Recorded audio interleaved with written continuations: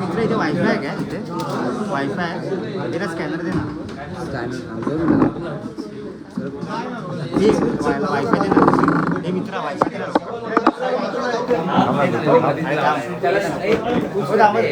2 मिनिटं सर, 2 मिनिटं थांबा. आम्ही करतोय काय का? अरे चालू आहे. वायफाय दे लवकर, वायफाय स्कॅनर. हे स्कॅनर ते थांबा सर, थांबा सर 2 मिनिटं. थांबा थांबा. स्कॅनर काय आहे? पासवर्ड बघ ना लवकर काय आहे. थांबा सर 2 मिनिटं थांबा. 2 मिनिटं टाकाने त्याचे मला स्कॅन. नाव काय? अरे विचार त्याला. हे नाव काय? नाव थांबा सर 2 मिनिटं.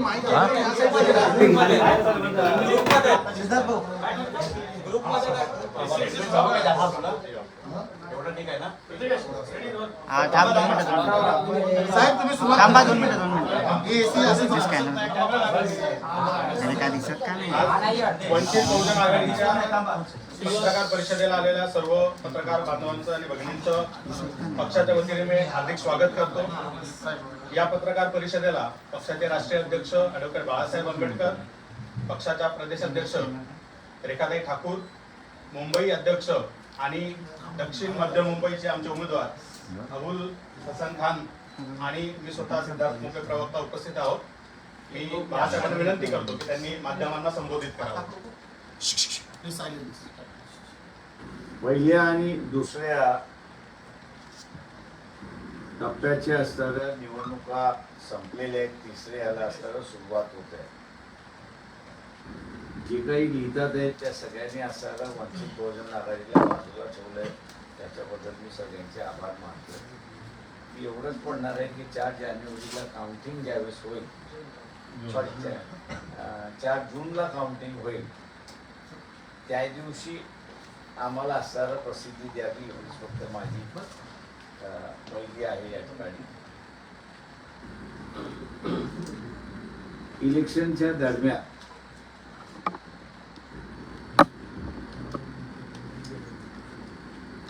मी असं म्हणेन की पश्चिम महाराष्ट्र लक्षात घेता, पश्चिम महाराष्ट्र, मराठवाडा आणि खानदेश हा लक्षात घेता इथेनॉलची असणारी पॉलिसी या ठिकाणी बदललेली आहे. इचलकरंजीच्या सभेमध्ये इथेनॉल हा एक प्रॉडक्ट आहे, मेन प्रॉडक्ट होण्याची पॉसिबिलिटी आहे साखर कारखाना याच्यामध्ये. आणि त्याचा ऊसाचा दर ठरवत असताना तो घेतला जात नाही. मग शेतकरी संघटना असतील, शेतकरी नेते असतील किंवा कारखान्याचे चेअरमन असतील, यांनी या कोणीही असणारा तो उचललेला नाही. आणि म्हणून त्यावेळेस पहिल्यांदा आम्ही असणारा उचलला आणि त्याचा परिणाम आपल्याला असणारा त्या ठिकाणी दिसायला लागला की पश्चिम महाराष्ट्रामध्ये ऑल ऑफ अ सडन आम्हाला असणारा एक्सेप्टेबिलिटी ज्याला आपण म्हणतो ही फार मोठ्या प्रमाणात सुरुवात झाली. आणि त्यामुळे मॉरल कोड ऑफ कंडक्ट असतानाही केंद्र शासनाने त्याचं उल्लंघन केलं आणि मॉलिसिस म्हणून येणारा इथेनॉल याच्यावरचं असणारं बॅन उठवणे अशी असणारी परिस्थिती आहे. त्याच्यामुळे एथेनॉल आता आम्ही एथेनॉल निर्माण होऊन एथेनॉल हे असणारं पेट्रोल आणि डिझेलमध्ये 20% मिक्सिंग करण्याची असणारी परमिशन ही काही वर्षापूर्वी त्या ठिकाणी देण्यात आली होती. परंतु साखरेचं उत्पादन कमी होईल या नावाखाली इथेनॉल हा फक्त काहीच जणांना मॅन्युफॅक्चर करण्यासाठी परमिशन देण्यात आली होती. त्या सगळ्याचा असताना राजकारण आम्ही असताना इचलकरंजीच्या प्रेस कॉन्फरन्स आणि जाहीर सभेमध्ये त्या ठिकाणी मांडल्यानंतर त्याचा परिणाम आता दिसायला लागलाय. आणि ज्या प्रमाणात आम्हाला असणारा पाठिंबा हा विदर्भात आणि मराठवाड्यात सेकंड फेजमध्ये आणि फर्स्ट फेजमध्ये मिळाला आहे, त्याच पद्धतीचा असणारा पाठिंबा हा आम्हाला आता असणारा पश्चिम महाराष्ट्र, खानदेश याही भागामध्ये मिळतो अशी असणारी परिस्थिती आहे. आणि म्हणून सातारा जिल्ह्यामध्ये, एकट्या सातारा जिल्ह्यामध्ये 46,000 रिटायर्ड सोल्जर मतदार आहेत. त्या रिटायर्ड सोल्जर्सच्या सैनिक बोर्ड जे आहे त्यांनी असणारा बैठक घेऊन आपण असणारा एक सैनिक उभा करावा असं सगळं केल्यानंतरही त्यांना विचारणा केली की आपण आम्हाला असणारा सपोर्ट करणार का, पक्षावरती उभं करणार का. आम्ही असणारं त्यांना होय म्हणालो आणि रिटायर्ड सोल्जर्सचा असणारा उमेदवार हा आम्ही असणारा साताऱ्यामध्ये उभा केला अशी परिस्थिती आहे.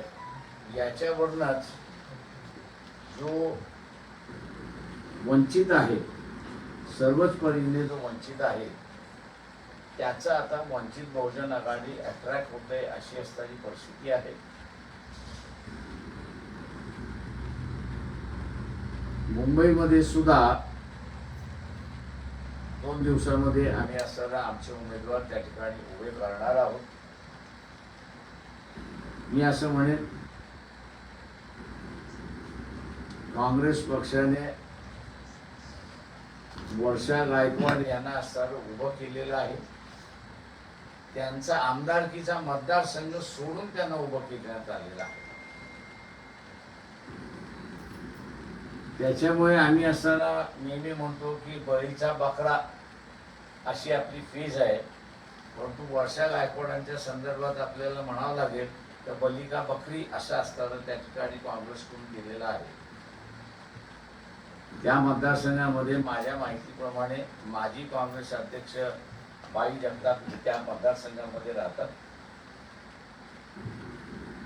काँग्रेस पक्षामध्ये काय चाललंय याची असणारी कोणालाच कल्पना नाही, माहिती नाही असे एकंदरीत दिसते.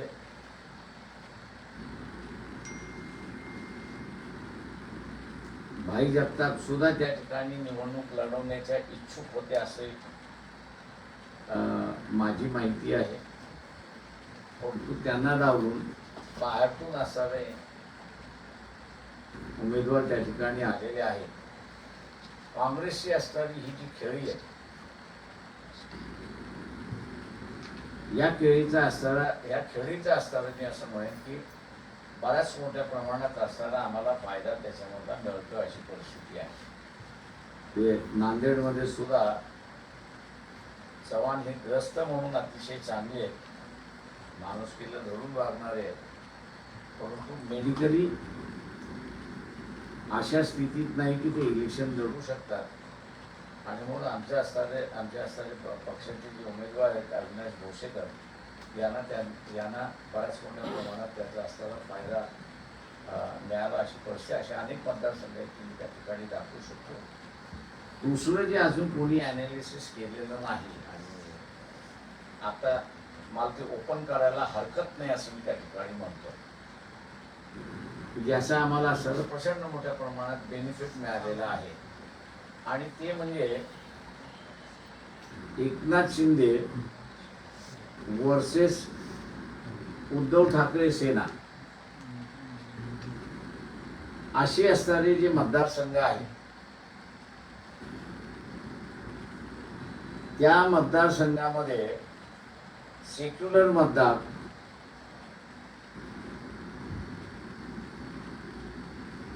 आणि पहिल्या फेजमध्ये आणि सेकंड फेजमध्ये जे आम्ही पाहिलेलं आहे, काँग्रेस शिवसेनेच्या उमेदवाराचं काम करत नाहीये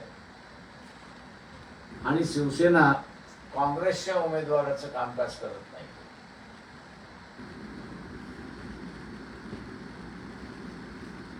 त्याच्यामुळे असणारा वोट ट्रान्सफरचा जो भाग आहे तो ज्या प्रमाणात झाला पाहिजे तो त्या प्रमाणात झालेला नाही आपल्याला असणारं तिथे दिसते.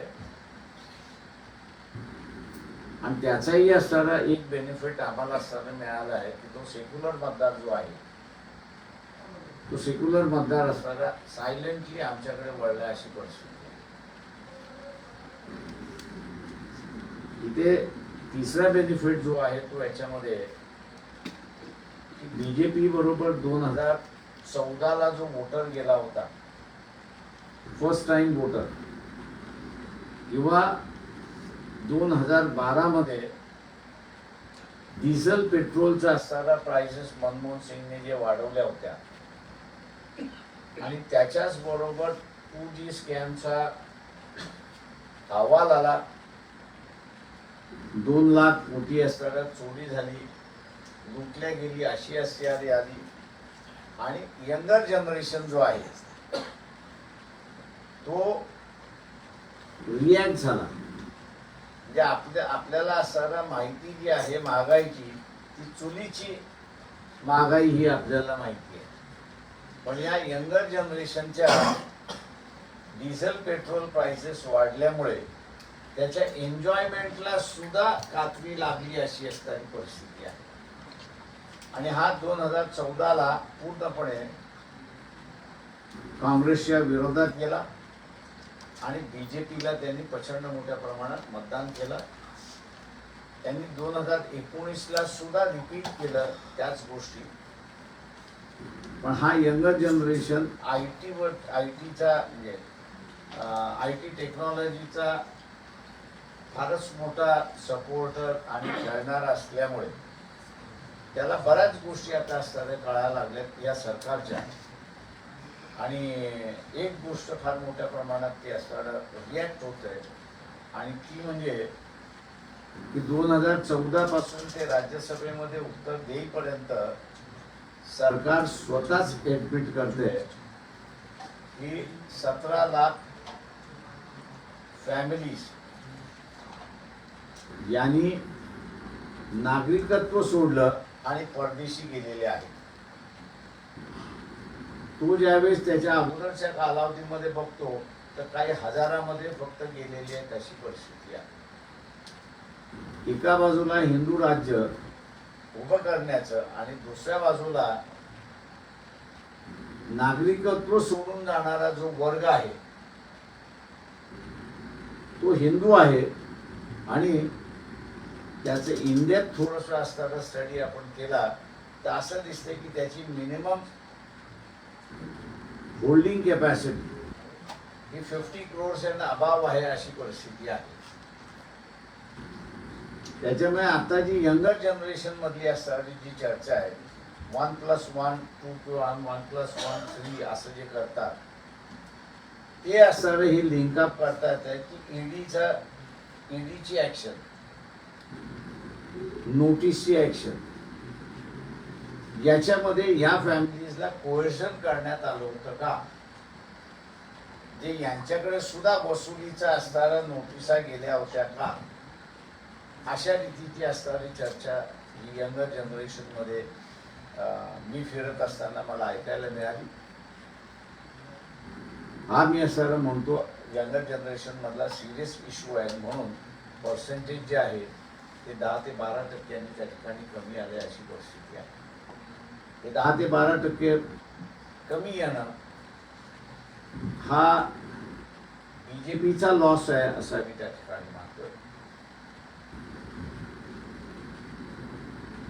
आणि त्याच्यामुळे आम्ही असं म्हणतोय की आम्हाला बेटर चान्सेस आहेत असं आम्ही त्या ठिकाणी मानतोय.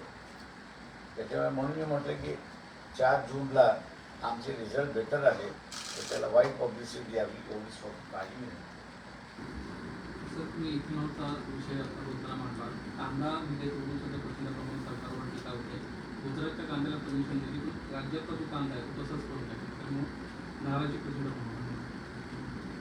आम्ही भाषणामध्ये असणारा आणि त्याच्यामध्ये असणारं हे म्हणतोय की नरेंद्र मोदी हे देशाचे पंतप्रधान नाही आहे तर ते गुजरातचे पंतप्रधान.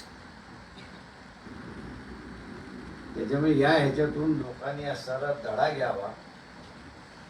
मी असं म्हणेन की वेस्ट बेंगॉलच्या असेंब्लीच्या इलेक्शन ज्यावेळेस चालल्या होत्या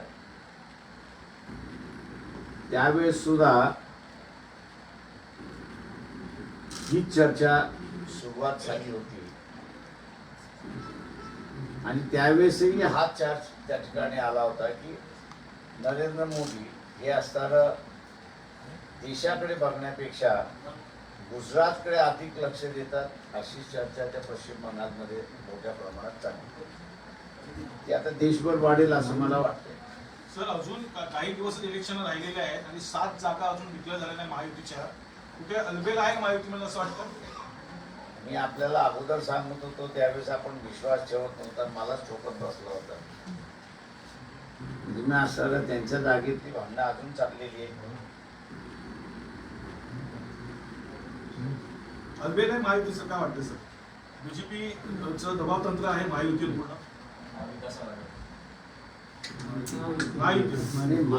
महायुतीमध्ये सुद्धा तेच चाललेलं आहे आणि काँग्रेसवाल्यांनी सुद्धा MBA मध्ये माघार घेतली म्हणून असताना मिटले असं आपल्याला दिसतंय.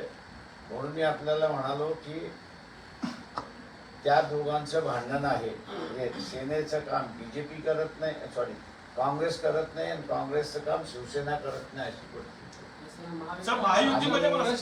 आणि असणारा ते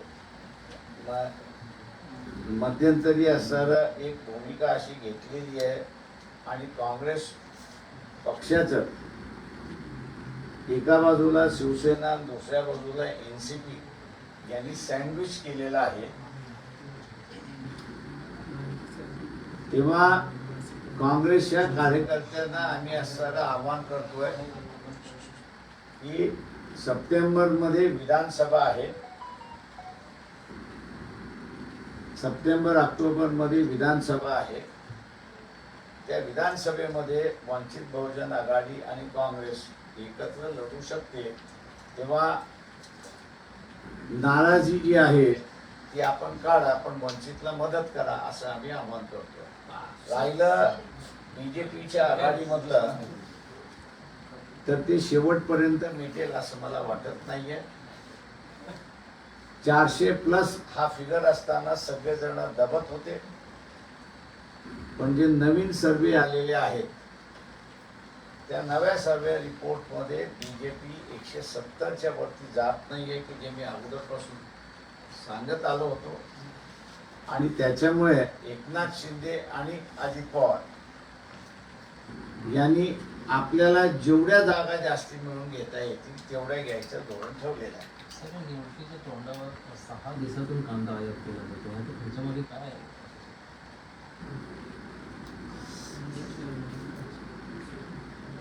मी अजून त्याच्यातला अभ्यास केला नाही, त्याच्यावर मला कॉमेंट करता सर, एक महत्त्वाचं तुम्ही विधान केलं. विधानसभा निवडणुकीमध्ये आम्ही आणि काँग्रेस एकत्र येऊ शकतो. विधानसभेमध्ये काही चर्चा झाली आधी का काही आश्वासनं दिली गेली आहेत का?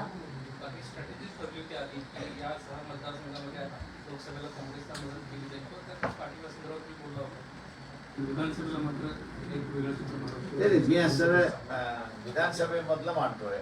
फर्स्ट 2 फेज झाल्या, 3री फेज चालू झाली आहे, 4थी फेज चालू होईल, 5वी चालू होईल. काँग्रेस अक्षरशः काँग्रेसचे जे काही कार्यकर्ते ची भेट होत असते त्यावेळेस ते व्यथित आहेत असं स्पष्टपणे त्या ठिकाणी दिसतंय. आणि त्यांच्या लिडरशिप स्टेट लिडरशिपवरती ते नाराज आहेत अशा रीतीने वक्तव्य खाजगीमध्ये ते करतात. आणि म्हणून असताना आम्ही त्यांना असं म्हणतोय की विधानसभेमध्ये आपण एकत्र बसून लढता येईल, तेव्हा आतापासूनच वंचित बरोबर आपण जुळायला सुरुवात करा अशी आम्ही त्यांना ऑफर दिली. सर, महाविकास आघाडीमध्ये महाविकास आघाडीचा जर घटक असेल काँग्रेस विधानसभेच्या वेळी, तेव्हा मग तुमचं गणित का असेल? ते म्हणून म्हटलं ना, आता काही ते राहील असं मला दिसत नाहीये. ज्या पद्धतीने असणारं वक्तव्य शिवसेनेकडून आणि काँग्रेस दोघांकडून झालेलं आहे, लोकसभेच्या तोंडावरती आपण वेगळी भूमिका घ्यावी आणि ती आपल्याला देशभर अडचणीत होईल त्याच्यामुळे ते कॅरी ऑन करतात आहेत, पण विधानसभेमध्ये वेगळं होतील असं माझं म्हणणं आहे. म्हणजे तुम्ही असं म्हणता का लोकसभेनंतर महाविकास आघाडीमध्ये फूट पडू शकतो. फूट पडेल? तिघही वेगवेगळे लढतील एवढं मी आपल्याला सांगतो. सर दुसरीकडे महायुती हा, जर तुम्ही शिवसेनेसोबत पुन्हा पॅचअप करणार का तुम्ही? पॉलिटिकली माझ्या अंदाजानं जे आहे ते आत्ता आपल्याला काही सांगता येत नाही, रूल आउटही करता येत नाही. आम्ही आत्ता असताना फक्त जे काँग्रेसचे जिल्हा स्तरावरचे जे नेते आहेत आणि ते भेटतात आहेत आणि ते जे म्हणतात ते त्यांना आम्ही असताना हे सांगतोय की विधानसभेमध्ये आपण एकत्र येऊन लढू शकतो. सर जी परिस्थिती महाविकास आघाडीमध्ये आहे तीच परिस्थिती महायुतीत पाहायला मिळते. जागा वाटपांचं सूत्र आता फॉर्म भरणं चालू झालेलं आहे तरी नाशिकचा तिढा सुटत नाही. 7 जागांचा तिढा सुटला नाही. 7 जागांचा तिढा सुटत नाही. म्हणजे काय सांगाल मुंबईचा समावेश आहे. महायुतीत? पूर्वी कसं होतं की 400+ त्याच्यामुळे सगळे दबून होते. आता जसे नवीन सर्वे आलेले आहेत त्या नव्या सर्वेप्रमाणे बीजेपी कुठल्याही परिस्थितीमध्ये 200 पार करत नाही अशी असणारी परिस्थिती. त्याच्यामुळे त्या इंग्रजी फेस प्रमाणे पाऊंड ऑफ फ्लेश हे आपल्याला मिळालं पाहिजे या हेतूने एकनाथ शिंदे शिवसेना आणि अजित पवार NCP हे त्यांच्याकडे सीट्स मागतात आहेत आणि शिवसेना BJP अशी बघतोय की त्यांच्याकडून त्या सीटसाठी काढून घेणार. अशा वादामध्ये त्यांची चर्चा अडकली अशी परिस्थिती आहे. सध्या आचारसंहिता सुरू आहे आणि म्हटलं की तरी देखील सरकार ज्या पद्धतीने निर्णय घेते कांद्याच्या बाबतीत नुकताच निर्णय घेतला आहे. 99,150 मेट्रिक टन कांदा निर्यातीस परवानगी दिली आहे. 6 देशांमध्ये कांदा जाणार आहे. 2 दिवस झाला त्यांना प्रचंड टीका होत होती. केवळ गुजरातला त्यांना परमिशन दिली मात्र नुकताच त्यांना आता निर्णय घेतला आहे. 99,150 मेट्रिक टन कांद्याला निर्यातीस परवानगी दिली. माझं म्हणणं असं आहे की पहिल्यांदा ज्यावेळेस तुम्ही एका राज्याच्या व्यापाऱ्याला दिली याचाच अर्थ त्यांनी फॉरवर्ड ट्रेडिंग करून मोकळे झाले आणि ते फॉरवर्ड ट्रेडिंग करून मोकळं झाल्यानंतर तुम्ही उरलेल्या देशाला देणार असाल तर तुम्ही शिल्लक काहीच ठेवलेलं नाहीये. हा फक्त फसवण्याचा प्रकार आहे असं मी त्या ठिकाणी मानतो. सर मुंबईमध्ये तुम्ही जागा लढवता असं म्हणताय, कोणत्या जागेवर इच्छुक आहे? वंचित आघाडी कोणती जागा लढवणार मुंबईमध्ये सर? 2 दिवस थांबा, मी सगळीच लिस्ट जाहीर करतो. मी आता मोकळा झालोय त्याच्यामुळे जाहीर करतो.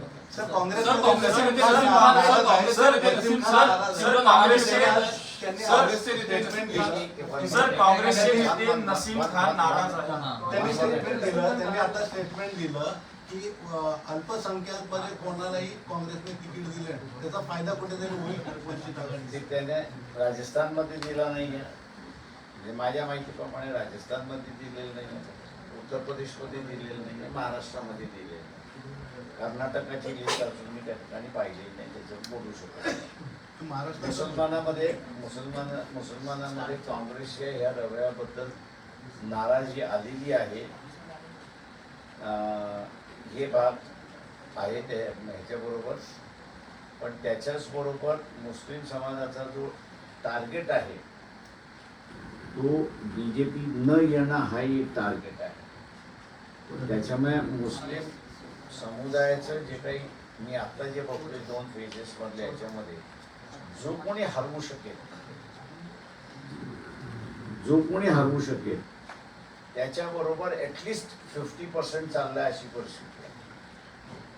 त्याच्यामुळे 50%नी ट्रेडिशनल काँग्रेस सोडली अशी परिस्थिती आहे. सर हाच विषय जो आहे ना तो काँग्रेसमध्ये देखील बघायला मिळतोय. नसीम खान यांनी काँग्रेसच्या स्टार प्रचारकचा राजीनामा दिला. एकीकडे पोषक वातावरण असताना वर्षा गायकवाडांच्या मतदारसंघात आता ते वेगळ्या भूमिकेमध्ये तर उमेदवारी करण्याची निश्चित केली जाते. तुमचा काही संपर्क होतोय का किंवा ते समाजवादी पार्टी किंवा वंचित या 2 पक्षाकडनं तर ते उमेदवारी लढू शकतात अशी चर्चा आहे? नाही, मला नसीब इलेक्शन लढेल असं मला वाटत नाही. लोकसभा लढेल असं मला वाटत नाही आहे का त्यांची पूर्ण तयारी असेंब्लीची होती. ऐन निवडणुकीच्या तोंडावरती स्टार प्रचारकचा काँग्रेसचा ते राजीनामा देत आहेत आणि काँग्रेसमधून बाहेर पडण्याची देखील शक्यता वर्तवली जाते.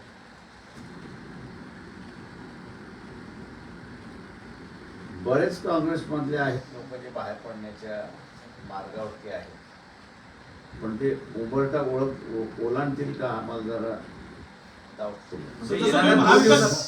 जसं तुम्ही महाविकास आघाडीबद्दल सांगितलेलं आहे की लोकसभेनंतर महाविकास आघाडी राहणार नाही, तसं महायुतीचं काही भाषित आहे का? ज्या प्रकारे तुम्ही सांगताय लोकसभेत जागा कमी येणार आहे. कसं आहे की मी जर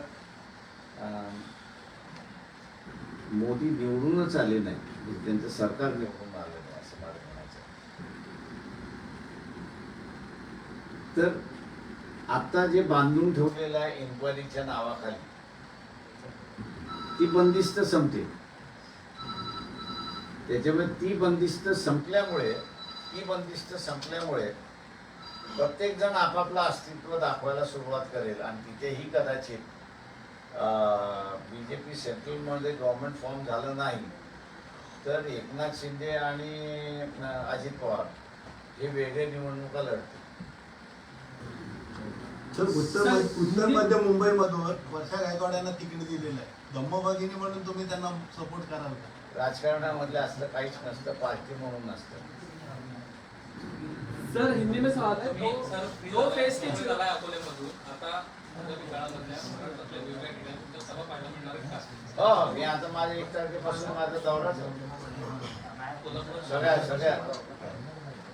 सगळ्या मतदारसंघात. सर सांगलीमध्ये विशाल पाटील यांना आपण पाठिंबा देणार अशी चर्चा होती. म्हणजे अजून सांगलीच्या युनिटने आम्हाला अजून तसं काही इंडिकेशन कळवलेलं नाही. त्यांनी इंडिकेशन आम्हाला केलं, आम्ही त्यांच्याबरोबर बसून फायनल निर्णय घेऊ. समान नागरिक कायदा लागू करण्यासंदर्भामध्ये पुन्हा एकदा अमित शहांना पुनरुच्चार केले. तुमची बहुजन आघाडीचा घोषणा आहे त्या संदर्भात काय?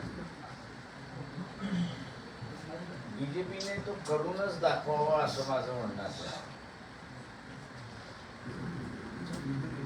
आणि ते त्यांच्याच पायावरती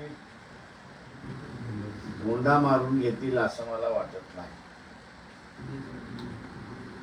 समान नागरिक कायदा आला तर तो पार्लमेंटचा कायदा आहे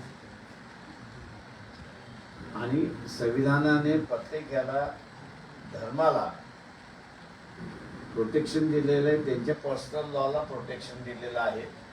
अट एवढीच आहे की तुमचे पर्सनल लॉ आणि कॉन्स्टिट्यूशनल प्रोव्हिजन्स याच्यामधला टकराव जो आहे तो टकराव तुम्ही अवॉइड केला पाहिजे किंवा त्या पद्धतीने तुम्ही मोल्ड केला पाहिजे अशी परिस्थिती आहे.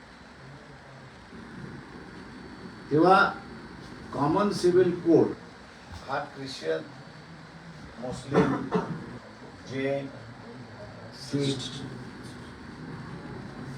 बुद्धिस्ट आणि हिंदू या ह्याच्यापैकी जे ऐच्छिक म्हणतील की आम्हाला लागून घ्यायचं आहे त्यांनाच तो लागू होईल.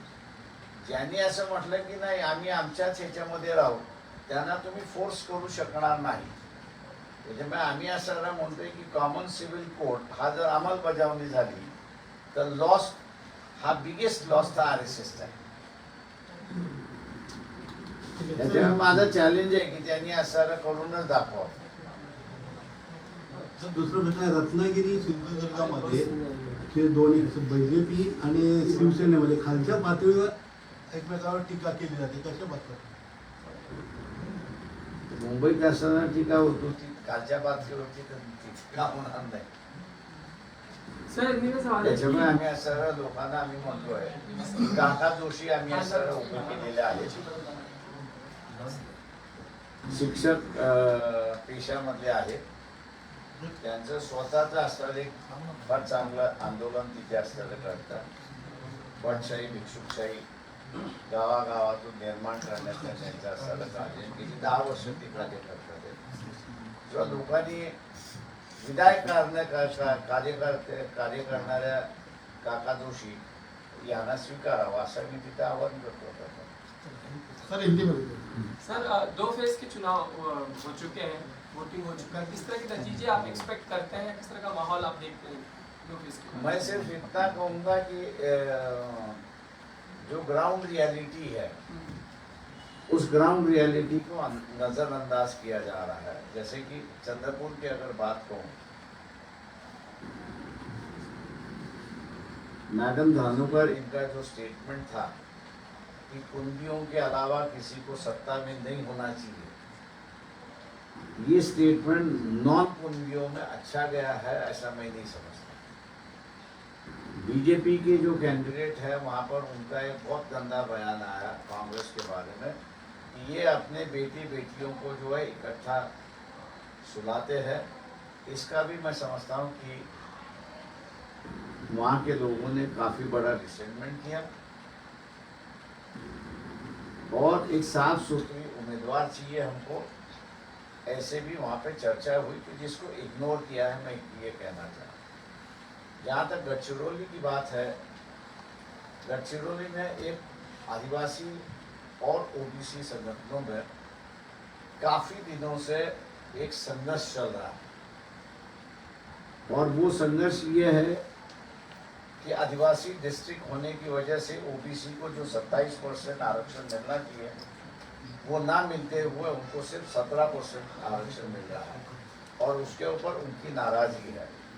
और आदिवासी जो है वो ये कह रहा है कि आदिवासी डिस्ट्रिक्ट होने से हमको जो 15% का जो आरक्षण अभी 17% का जो आरक्षण मिलना चाहिए वो वैसे कि वैसे बरकरार रहना चाहिए।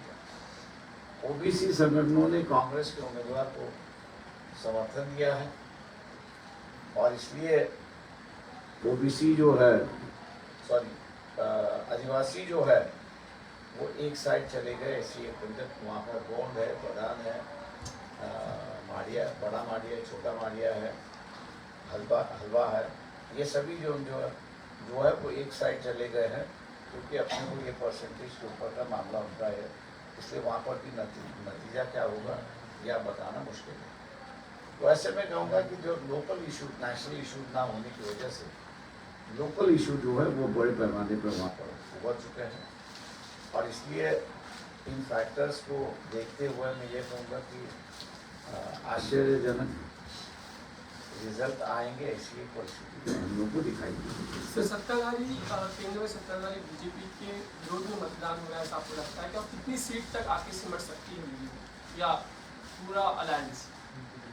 कि अभी तो कहना मुश्किल है, लेकिन एक बात और चली है कि जिसको मैं दोहराना चाह रहा हूँ वो ये है कि एनसीपी हो, कांग्रेस हो, शिवसेना हो या बीजेपी हो, इन्होंने किसी भी जगह ओबीसी के उम्मीदवार किए नहीं। एक बात। दूसरी बात यह है कि जो इस गुट के मतलब महाविकास आघाड़ी के जो उम्मीदवार है और बीजेपी के गठबंधन के उम्मीदवार है, ये रिश्तेदारों के रिश्तेदारी के उम्मीदवार है ऐसे दिखाई दे रहे हैं। हम लोग कोशिश कर रहे हैं कि उनके रिश्ते निकालने की और उस पर एक स्टेटमेंट निकालने की बात वहाँ पे चली है कि ये घरेलू मामला है। सत्ता चाहे बीजेपी में जाए या सत्ता कांग्रेस की आघाड़ी में जाए, एक ही परिवार में सत्ता जा रही है कि जिसका एक निचले स्तर पर काफ़ी बड़ा रिसेंटमेंट है और ये रिसेंटमेंट जो है वर्क कर रहा है ऐसा हम लोग को दिखाई दे रहा है। सर, आपको लगता है साइलेंट वर्क कर रहा है और लोग जब पूछते हैं तो उसको एक बताता है लेकिन उसने किया दूसरा, ऐसा हम लोग को जानकारी है। सर, दो फेज के मतदान के बाद भी लगता है कि बीजेपी का 400 पार का नारा काम कर रहा है? मैं पहले भी कह रहा था कि ये 170 के ऊपर नहीं जाएंगे। आज भी उस दावा मैं कर रहा हूँ कि ये सरकार बना नहीं पाएंगे, ऐसी परिस्थिति है। जिस तरह से आपने देखा महाराष्ट्र में इलेक्शन जब तक घोषित नहीं हो रहा था तब बीजेपी में था। जैसे इलेक्शन घोषित हुआ वैसे लोग जो है वो अपनी बातें खुल के कहने लगे और बीजेपी से हटने लगे। ऐसी परिस्थिति, ये परिस्थिति पूरी देश में तो दूसरा ये नहीं, एक मिनट, दूसरा सवाल ये है कि मुंबई में अभी भी महायुति, जहाँ बीजेपी और शिवसेना और एनसीपी की हम बात करते हैं, सीट डिक्लेयर नहीं कर पा रहे हैं, असमंजस की स्थिति है। वही हाल नासिक में, वही हाल पालघर और ठाणे में नजर आता है। क्या इसका कहीं ना कहीं नुकसान हो सकता है महायुति? ठीक है, नुकसान तो हो चुका है, क्योंकि ये बैठने के अंदर साथ में जाने के लिए तैयार नहीं है। मैंने जैसे कहा कि जब तक 400 या सरकार बनाएंगे ऐसी बात जब होगी, तब तक एकनाथ शिंदे हो या अजित पवार दोनों दबे हुए थे। लेकिन जैसे न्यूज़ आना शुरुआत हुई कि बीजेपी 200 भी नहीं पार करेगी, ऐसी न्यूज़ आना शुरुआत हुई, वहाँ से आप देखोगे कि एकनाथ शिंदे और अजित पवार दोनों जो है वो अपने बराबर के हिस्सा मांगने में जुटे हुए हैं और वो अभी तक हिलने के लिए तैयार नहीं। और बीजेपी को कोई दबाव काम नहीं कर रहा है ऐसी परिस्थिति में। सर, उद्धव ठाकरे के वचन पत्र में वीर सावरकर को भारत रत्न देने पर कोई भी मुद्दा लिखा नहीं गया है। क्या उद्धव ठाकरे सावरकर के मुद्दे को भूल गए? आप उनसे पूछेंगे तो अच्छा है, ये आपकी क्या है? मुझे कोई राय नहीं उसका। लेकिन सर सवाल इससे जुड़ा इसलिए भी क्योंकि जिस तरीके से हिंदुत्ववादी पार्टी हमेशा, कम्युनिस्ट शिवसेना भी वीर सावरकर को लेकर हमेशा आग्रही रही है कि हाँ ये भारत रत्न मिलना चाहिए। बीजेपी भी हमेशा दबाव बनाती है कि आप केंद्र में हैं, आप दे दीजिए। तो ये जो पॉलिटिक्स है भारत रत्न को लेकर है, वीर सावरकर को लेकर, उस पर क्या कहना है? देखिए, इनके पास कोई हीरो है ही नहीं आज़ादी की लड़ाई लड़ने का या सोशल इश्यूज को लेके लड़ने का। तो इसलिए अब ये जो है किसी न किसी को तो भी ढूंढ के निकालते, खड़े करते, और फिर पता चलता है कि ये चल नहीं रहा तो उसको दोबारा ढक देते। तो वैसे ये सावरकर की बात कर रहे हैं। सर दूसरा सवाल है जुड़ा हुआ एक, मुंबई में क्या आप गठबंधन कर सकते हैं? मुंबई में खासकर आप कितनी सीट्स खड़ी कर सकते हैं? और जब बात चल रही है में हम लोग अनाउंस करेंगे तब देखते हैं कितने सीट खड़ी करेंगे। सर, मराठीत हा प्रश्न आहे, वीर सावरकरांना भारत रत्न द्यावं हा वचनपत्रामध्ये उद्धव ठाकरेंचा मुद्दा नाही आहे. कसं बघता याकडे? उद्धव ठाकरे विसरले हा का? माझ्या अंदाजानं तुम्ही उद्धव ठाकरेंना प्रश्न विचारला पाहिजे की त्यांनी त्यांच्या जाहीरनाम्यातून वगळला का. पण आतापर्यंत जेवढं पण राजकीय भाष्य झालं त्याला सावरकर मुद्दा खूप महत्त्वाचा मानला जात होता. याचं उत्तर ते देऊ शकतो किंवा संजय राऊत देऊ. सर्व पत्रकार बंधू भगिनींचे आभार. धन्यवाद.